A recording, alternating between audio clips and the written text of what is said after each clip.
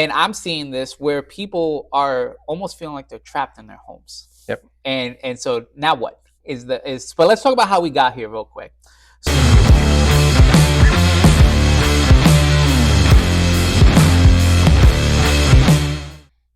So are people really trapped in their homes? Right now, we have been in this rate hiking cycle for 2+ years with no real end in sight. So today we're going to look at what is going on with the market in general, with those who are in their homes at current locked rates, and kind of really analyze what does that mean for you if you're looking at this from the sideline saying, what can I do in order to get to the home where I need to get to? So my name is Andre. I'm with the Adams Group Experience. I'm with the one and only James Adams here. He's back after a week off. And today we're going to be talking about what can we do in the situation that most Americans are finding themselves in, which is rates have been historically low for a period of time. Now they're really high. And we're going to put some data up here that shows that there's never been such a wide gap between rates that are today and what people are locked in at. Yeah. So James, what's your overall thought about this? Like, what have you seen going from like 2020, 2021, 2022 into today? Like, what's your kind of overall thought about this whole thing? It's interesting, really. So you've got a lot of people who are locked in down around 3. It could be 2.5, 2.25, could be 4, and then today's rates are sitting somewhere in the vicinity of 7 is what I'm seeing a lot. So when you look at that difference in the purchase price, even if it was the same purchase price as when they originally purchased, it's not a short gap. It'd be great to have a payment estimate up here, but we're talking about $500, $600, $700 difference between one and the other. So we're seeing a lot of people that are, maybe wanting to move to a different location, to a different school system, to a different house, and they're looking at it as, how could I let go of this? Right. Is what I'm seeing. So let's take a look here at a New York Times article. I'm going to put this on the screen so that everybody kind of can see it, and then I will put it on the main screen. So New York Times, okay. Over the last 2 years, mortgages have risen to over 7%. We know this. Now, here's the big thing that everybody was expecting, that the rates wouldn't be this high for this long. Now, here's the biggest challenge that I'm seeing is that there's no real indication that rates are going to come down anytime soon. Yep. There's nothing that indicates that inflation is under control, and there's nothing that indicates that the Fed is at a point where even if they made a cut, that they would make a meaningful enough cut that would free up all these individuals who are kind of locked into those low rates. Yep. But what does that even really mean? Because when you really break it down and start looking at some of the data, you see that the gap is really the big concern. Yeah. And the gap is what we really need to talk about. And so I pulled up this New York Times article that was done in April of 2024. So it's fairly recent. Is a huge number of homeowners have mortgage rates too good to give up. And so that's causing supply to remain historically low. And I'm seeing this where people are almost feeling like they're trapped in their homes. Yep. And so now what but let's talk about how we got here real quick. So between 1998 and 2020, there was never a time where 40% of Americans with mortgages had locked in rates more than 1 percentage point below market conditions. By the end of 2023, about 70% of all mortgage holders had rates more than 3 percentage points below what the market would offer them if they tried to take out a new home. So we're 300%. So that to me is a very, very interesting kind of data point here. And then we're looking at this data point on the side where we have this gray line here that talks about the existing mortgages, and then we have the black line, which is the rate on new homes, and it's a 3.2 point gap. So, what that really means is somebody who's getting a loan at about 7% today really would be on average 4% if we were looking at the average. So they're from the average of 4% to what they can get is 7, where it historically has been like 4 to 5. Or in that kind of range where it didn't make a tremendous amount of influence for them to leave their current house. Yep. And to make that decision. So when you see what's your reaction when you look at something like this? So the historical average of people selling their homes every 9 years, I think, is going to spread out a little bit. I think it's going to take a little longer on average for people to sell their homes. But I think for the people that do have to sell their homes, they're going to have to figure some things out here. Changing location to a place where they can get the bigger home for a lower cost. Um, they could also, I would say, this situation pops up on about 50% of the listing appointments that I go on. And the first place we have to go is, what does it look like to rent the home? Right. Right? Like that's definitely somewhere that we have to go, because if they there's a difference between a want and a need, right? And in a need, that some of this is perspective, right? So for me, if I had 3 kids and I had 2 bedrooms, I would consider it a need that I've got Right. to have another bedroom. But to somebody else, they may say, well, I can put 3 kids in one bedroom and we can make do with what we have, right? Which you in reality can. Now, when it gets to the point of a need, and now you have to identify how you're going to go about this. If you can turn the current residence into something that income produces and cash flows for you $600, $700, $800 a month, now you're finding a balance between the two, and you have two assets that are appreciating over time. So a good deal of these, that 50% that I go to, the first thing that we look at is, what's the interest rate? What does it look like to rent this thing? How much are we going to cash flow? Because ultimately, if you can have 2 homes instead of one, and you can make it work, and it makes sense financially to be able to do it, you've got two assets that are appreciating over time. So that's one avenue that I'm seeing a lot right now to offset this. Now, if you're in the need situation, that's completely different. Right. So, The other one we talk about is sometimes people can renovate and add on yep, to their current property too. We've seen a lot of renovations come into play and people adding on bedrooms or adding on mother-in-law suites. I think we did another video on multi-gen housing, and we'll update that because I do think that I've referred to this as the sandwich generation, where children are staying with their parents longer yep, and parents are needing help from their children sooner. yep. And so now our generation is being sandwiched between our kids, having to have higher down payments, and then our parents having to downsize. Well, it's an interesting thing that's happening, because the person, with inflation going up as we get older, there are certain parts of that generation that need extra help, right? Like there maybe their finances are not increasing with inflation. So the kids coming in and helping support with the bills around the house helps them. Right. But then they build a nice relationship between the two, where maybe the kids stay a little longer. I think what's happening there is they may need to find themselves a girlfriend or boyfriend and start down that path a little bit. Maybe we have people that are being single a little bit while longer. Yeah. Yeah. I mean, there's definitely markets shift and dynamics shift all the time. And we're looking at this one here. Mortgages tend to cluster. So it's not possible to always time the top and the bottom. Yep. So when you're looking at when rates came down, first thing they came down really sharply, and then they kept staying and kept creeping lower. And maybe you refinanced, so you didn't quite get the lowest rate possible. But then you're like, oh, I didn't get maybe I got 3.25 instead of 2.97. Yep. But you're going to cluster. And so when we look at something like this, is the distribution of the fixed rates held by mortgage holders, and that's what we really, if you are watching this, first of all, if you can like, subscribe, comment, let us know that you're here so that we know that our work is not in vain. That would be awesome.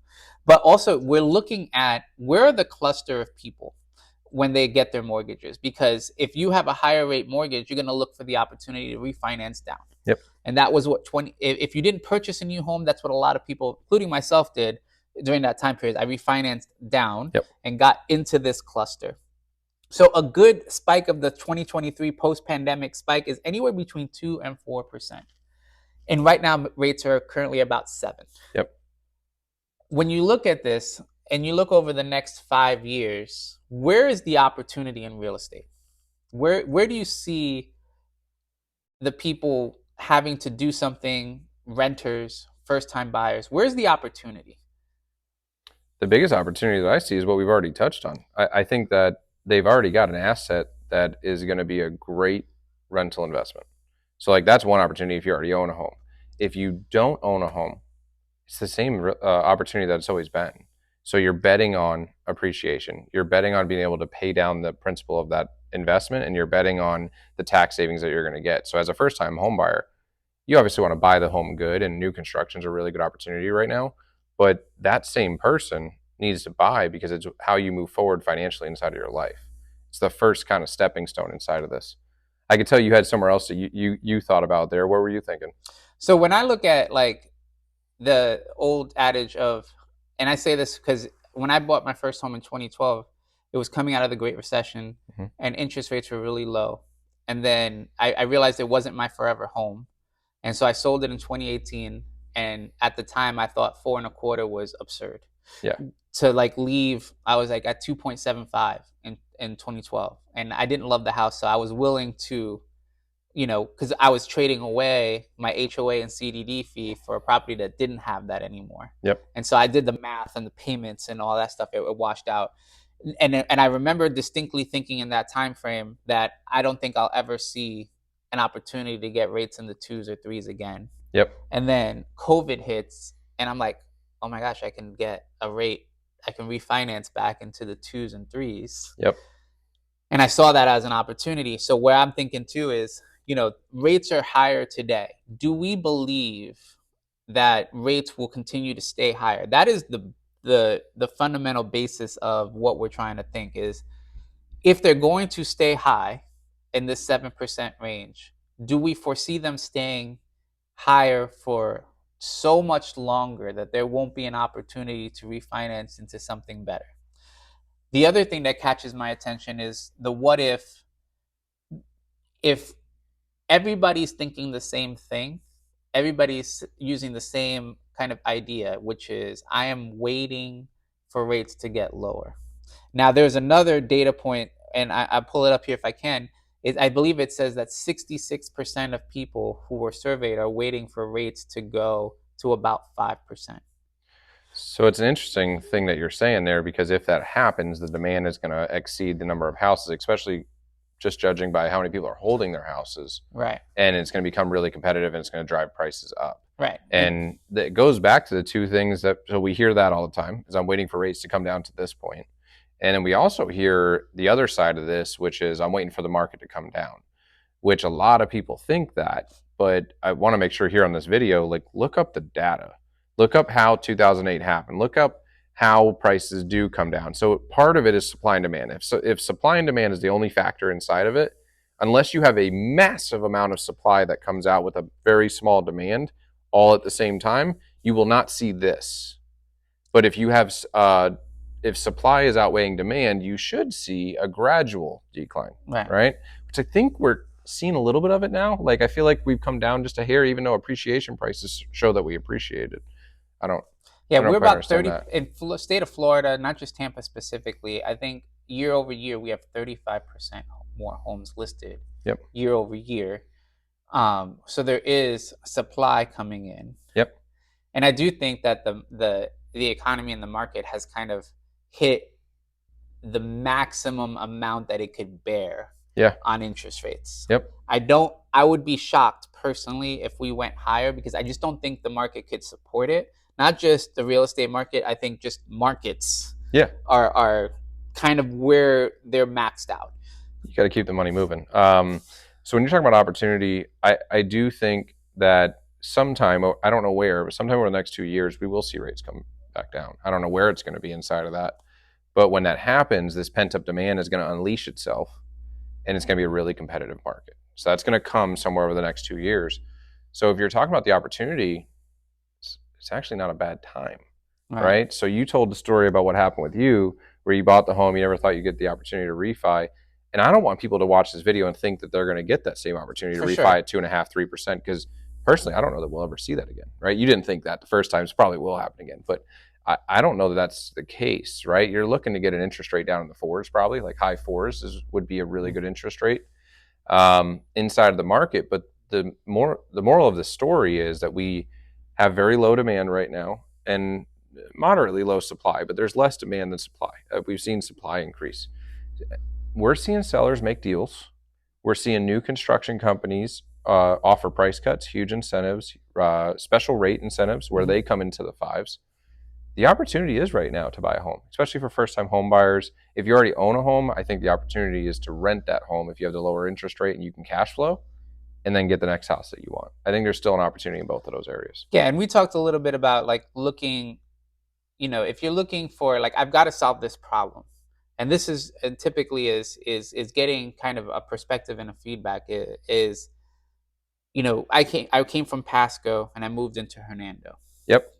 There is opportunity maybe not quite in the same geographical area that you are in. Yep. But if you're looking to say, like, I've got to do something, but I've got to keep my payments in certain lines, if you're in one of the more expensive counties, you can move a little bit further north. Yes. Um, and sometimes, like, and I talk to clients too, like, there has to be some willingness to compromise in an environment like this, that, getting that apples to apples trade, from what I had currently to exactly what I want, with not having to have some sort of negative potential impact on payment, or just in general having to have a higher rate. Those things have to be discussed. But where there's opportunity is, if you live in Tampa and Pinellas, Hillsborough, and those houses are 1.5, 2 times more expensive than something up here in Hernando for the same square footage and the Yep. same,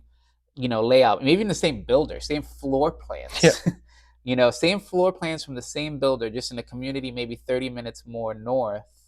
There's opportunity to come into other areas and kind of make things more affordable again. There's opportunity to, if you're in a place where you can add on to your home, where you can probably look at HELOC opportunities, Yep. where you can probably look at ways to tap into that to kind of create something that is necessary for you. So, what we always say is, like, that you're never going to know all the different opportunities if you don't consult with us or you don't have a conversation, because as you can see, I'm very pragmatic on this. Like, Well, even our whole team, like you're talking about this, and I'm sure that there's people watching that they say to themselves, like, "Wow, like this would be a great conversation to have. Like, who do I have this conversation with?" And like one of the cool things about our team is that this is how we start with every client. Right? I want you guys to know that watching this is that we do this with every single mm, client, and we approach it from the aspect of it may not be the right option to buy. It might be the right option to rent that home. Right? Is an option that comes up all the time, and what that does is it pulls us from a listing. Doesn't matter, right? What's the right thing? What's the right. right way to consult here? How do we have this conversation? So if you are watching this and this is kind of piquing your interest, like reach out to us. We can have a conversation just like this. This is how we start with everybody that we work with inside of here. And we've got a lender on our team that is on our team that we can easily pull in to have these kind of conversations and run scenarios and say, like, look, what's the opportunity cost in all of these different scenarios? Sell to buy, Yeah. right? Bridge loans, Yep.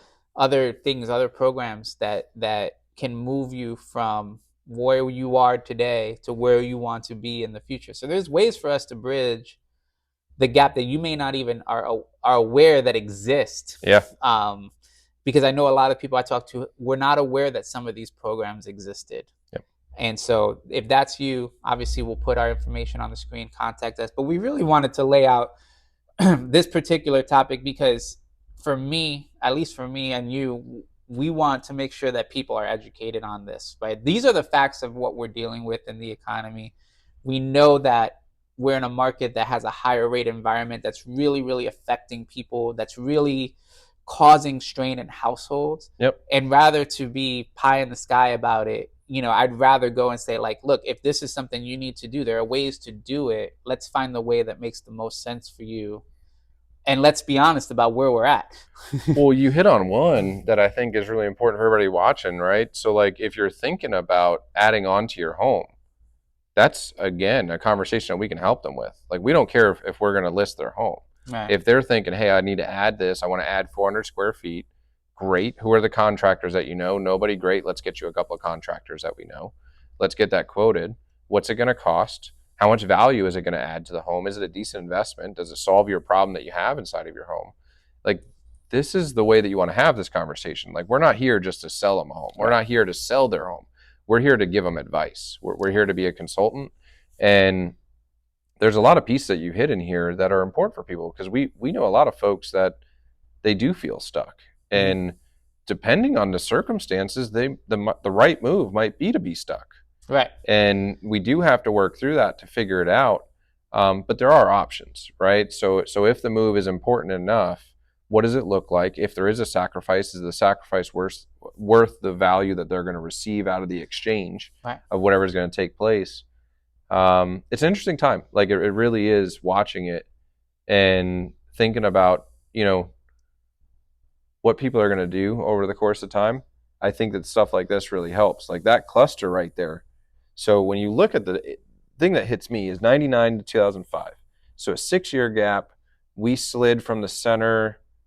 From 8 to 6. Yeah, like, well, yeah, like Yeah, maybe seven from and a half ish, like the peak, right? Like yeah, the middle of it. yeah, 7.5 to about 6, a little bit 6. less than So 6. that's 1.5, and another 6 years it slid. That's just over 4. So that went 2%. So that's 6 years. And then here didn't move a whole lot over that 7, 8 year period. Yeah. In 2019, the average person on this scale was looking at about anywhere from 3.75 to about 4.25 Yep. was on the average, which I was telling you I was at 4.25. So I lived here. So this slide wasn't all that gradual either. But then you wake up in 2024, or even in 2023, and your rate's 7 to 8%. Yeah. Like, And that's the shift. It's not so much that the rates went down. And I think that that's the shift in rates going down from 2019 to 2023 wasn't that great because you only really went from an average of about 4 to somewhere in an average about 2.5. So you like 1.5%. yep. It's the rebound from that. Yeah. And so now we're looking at where almost less than 2%, 3% of people have rates, because it takes a long time to accumulate those purchases, Especially, yeah. that this area is so far away from this one. Is how does that, as an economy, does that gap get bridged?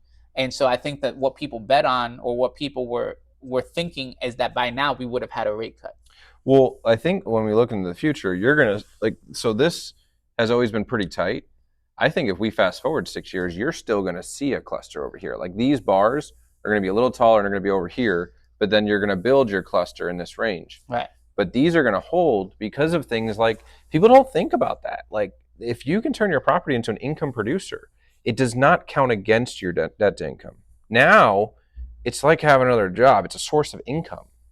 So it actually helps your debt to income for the next house. You're actually going to get qualified for more than what you did on the last time, as long as your house cash flows, right? So if your house can actually generate more rental income than what your mortgage payment is, this is the move, especially if you're in our age group, right? Like now you've got 2 houses. Right. Now you've got 2 appreciating assets. It's an opportunity. Like it's not like the first time home buyers have a separate opportunity, right? They can start their journey. But for the people who own a home, they can start to build a portfolio. It's cool. Yeah. It's cool. Yeah. And so, if you get anything, if you made it this far in the video, what we're saying, and what we've learned over the time that we've been doing this, is the opportunity is in the conversation. The opportunity is opening your eyes to possibilities, walking alongside you to say, here are some options. Do any of these make sense for you?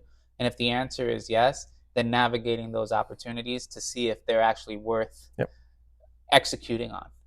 And Yep. that's the consultative process that I think real estate agents get a bad rap for, which is we're just trying to sell a home. No, Yeah. we're not. At least I'm not. My clients call me for, well, sometimes they don't, and then they end up paying $2,500 to a plumber that could have cost them $375 if they called me. Right. Like our clients call us even after the fact. They have questions around a house. They have questions about what they should do, who they should talk to about different aspects. I don't know. It's a whole lot of fun to do real estate the way we do it, as opposed to trying to sell something. All right. So wrapping this up, if you guys like this, give it a like, give it a share. If you're on YouTube, subscribe. Let us know what you think. We try to put out some things that are educational. We're agents in the area. This is what we do. It's much deeper and bigger than just showing you a house or selling your house. There's a lot more that goes into it. This is, for Americans, this is what has been considered the American dream for 100 years. Yeah. So still is. it's an important conversation. So we will see you guys in the next video. Hope you guys tune in.